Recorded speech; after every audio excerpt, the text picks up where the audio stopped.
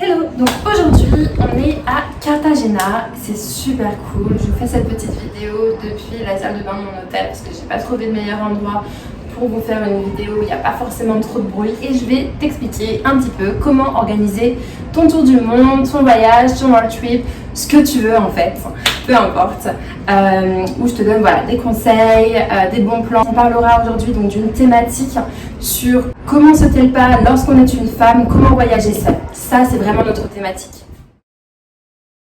Et donc je suis désolée pour la sono, mais en tout cas voilà, en Colombie, malgré le Covid, ça bouge tout le temps, il y a du bruit un petit peu partout, les gens font la fête, en fait c'est vraiment ouf. Mais voilà, pour cette vidéo, j'ai voulu vraiment trouver un endroit assez calme. Donc comme vous le voyez, hop, on est dans la salle de bain, dans mon hôtel. Et puis pour la petite information, cet hôtel, voilà, il est vraiment dans le centre de Cartagena et je le paye 4 € la nuit, donc c'est vraiment génial. Et en plus de ça, j'ai ma petite cabine pour moi toute seule. Hop, je mets mes boules caisses et je dors comme un bébé. Donc aujourd'hui, la thématique, je vous le rappelle, c'est comment voyager seule, comment sauter le pas quand on est une femme. C'est pas forcément évident, c'est pour ça que je vais plutôt en parler avec vous et puis on échangera ensuite sur ma page Facebook, Journal d'une voyageuse en période Covid. Donc n'hésite pas aussi à t'abonner pour voir ensuite les autres programmes, puisque tous les mardis, on aura vraiment cette thématique ensemble, basée justement sur le voyage. Et donc voilà, moi je voyage depuis à peu près 1 an et quelques mois. J'étais avec mon ex et j'ai décidé de partir et de voyager seule. Pourquoi? Parce que c'est quelque chose d'extraordinaire justement de voyager seule, de se challenger, de rencontrer aussi des personnes que tu n'aurais pas forcément pu rencontrer si tu es avec ton copain, si tu es avec tes amis, etc. Donc voilà, moi je vous encourage vivement à partir toute seule parce que finalement, tu sais quoi, tu ne seras jamais toute seule. J'adore voyager seule, mais j'adore me retrouver aussi avec moi-même. C'est un truc, c'est que tu ne seras jamais seule. Enfin, si tu fais le choix d'être seule, il n'y a pas de problème. Mais en soi, tu vas rencontrer beaucoup de personnes sur ton voyage, beaucoup. Surtout si tu es en auberge de jeunesse, que tu es assez ouvert d'esprit, que tu es vraiment pour l'échange.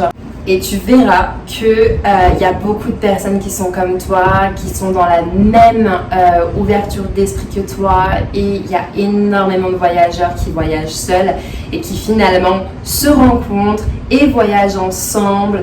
Et tu as aussi des groupes sur Facebook qui te permettent de rencontrer d'autres voyageurs qui sont à côté de toi. Et il y a une petite histoire que je vais vous raconter et ça va être trop bien. J'ai rencontré il y a 2 jours de français, il y en a un qui a posté un truc sur un groupe Facebook, donc pour les voyageurs, il était au Costa Rica et il allait en Colombie. Il y en a un autre qui lui a répondu et pareil, ils se sont retrouvés sur le même vol alors qu'ils ne se connaissaient absolument pas et aujourd'hui, ils voyagent ensemble. Pour ma part, moi j'ai rencontré ma petite péruvienne au Mexique et on a voyagé ensemble alors qu'on ne se connaissait pas et je l'adore cette petite péruvienne, ma petite Semina. Si tu regardes cette vidéo, je te fais plein de bisous. Donc pour que cette thématique elle soit beaucoup plus fun pour vous, ce qu'on va faire, c'est que je vais vous emmener avec moi au Costa Rica, pura vida. Donc dans cette vidéo, on va parler de plusieurs choses. On va parler sur l'insécurité, sur comment sauter le pas, sur le fait de ne pas savoir vraiment parler anglais ou espagnol. On se fait beaucoup d'idées, donc ce sont vraiment des idées qui sont limitantes. Au Costa Rica, moi j'y suis allée seule. J'y suis allée seule, c'était vraiment cool. Après voilà, sur l'insécurité, je n'ai jamais eu de problème. J'ai toujours eu des personnes voilà, qui étaient là justement pour m'aider. Alors après, oui les filles, et les mecs aussi, excusez-moi, ne portez pas de bijoux de valeur, ne regardez pas votre téléphone dans la rue. Quand je suis partie au Mexique, j'ai mes amis qui m'ont dit « Mais putain, mais Amandine, t'es folle ou quoi? Tu pars au Mexique, tu pars seule durant le Covid, enfin, t'as pas peur pour ta sécurité ?» Non, je n'ai pas peur pour ma sécurité. As-tu déjà été au Mexique pour me dire ça? Non, tu n'as jamais été au Mexique pour me dire ça. Donc du coup, je me dis que finalement, tes idées, tes propres idées sont limitantes et que finalement, je ne veux pas de ton stress. Non. Ce qui fait que voilà, je suis partie au Mexique avec les idées de mes potes que je n'avais pas forcément prises. Et finalement, les Mexicains, je les ai trouvés juste adorables. Vous savez, l'insécurité, elle est clairement partout. J'ai vu beaucoup plus de fous à Paris que dans n'importe quel autre pays. L'insécurité, elle se trouve dans tous les pays et pas qu'en Amérique latine et pas que dans d'autres pays en Afrique et peu importe. Donc quand je suis arrivée au Costa Rica, j'étais complètement seule, complètement perdue. Je n'avais même pas de batterie en fait sur mon téléphone pour retrouver mon hostel. Et dans le bus, il y a une gentille personne qui m'a prêté sa batterie de secours, qui m'a aidée. Enfin voilà. Voyager seul, c'est ça aussi, c'est de rencontrer différentes personnes, vous aider, vous challenger. Et donc je suis arrivée sur San José. Je suis arrivée sur San José toute seule et là, le drame. C'était le 31. Le 31, en soi, on a envie de danser. On a envie de danser le 31, n'est-ce pas? On a envie de faire la fête, etc. Mais finalement, j'ai pas fait la fête. Je suis arrivée sur San José. Je pensais pouvoir faire la fête, mais quand j'ai vu que mon hôtel était juste à côté de craquer, etc., je me suis dit non. Amandine, tu restes à la maison. J'ai eu peur, c'est la première fois que j'ai eu peur. Je me suis sentie en insécurité, donc je suis restée dans mon hostel. Le 1er janvier, hop, tu feras la fête au bord de la mer, à Puerto Viejo, sur la Costa Caribbean. Question d'insécurité, je vais pas vous dire que c'est toujours tout beau, c'est toujours tout rose, il n'y a pas d'insécurité. Moi, je me suis jamais sentie en insécurité, sauf à Saint-José.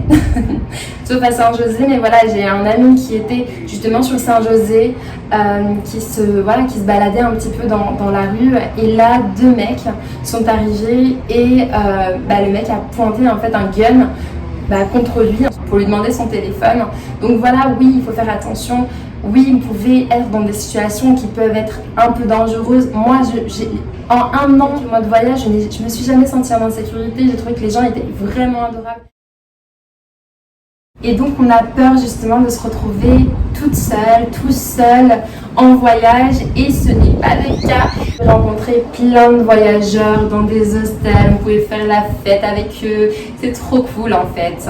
Et vous faites des connexions partout dans le monde. Donc quand on voyage seul, on n'est jamais seul finalement. On rencontre des personnes, que ce soit à la plage, que ce soit dans la rue, que ce soit à l'hôtel, que ce soit même au restaurant, que ce soit même en faisant du stop. J'ai rencontré des amis en faisant du stop et ça c'est vraiment drôle parce que j'étais en train de faire du stop pendant, je sais pas, 1 heure. Quand je me suis mise à me dire mais putain mais jamais personne va me prendre finalement, j'ai lâché mon bras et puis il y a une personne qui est venue me voir et en voiture bien sûr et qui m'a proposé justement de passer la journée avec eux et c'était juste génial. J'ai pu découvrir différents spots.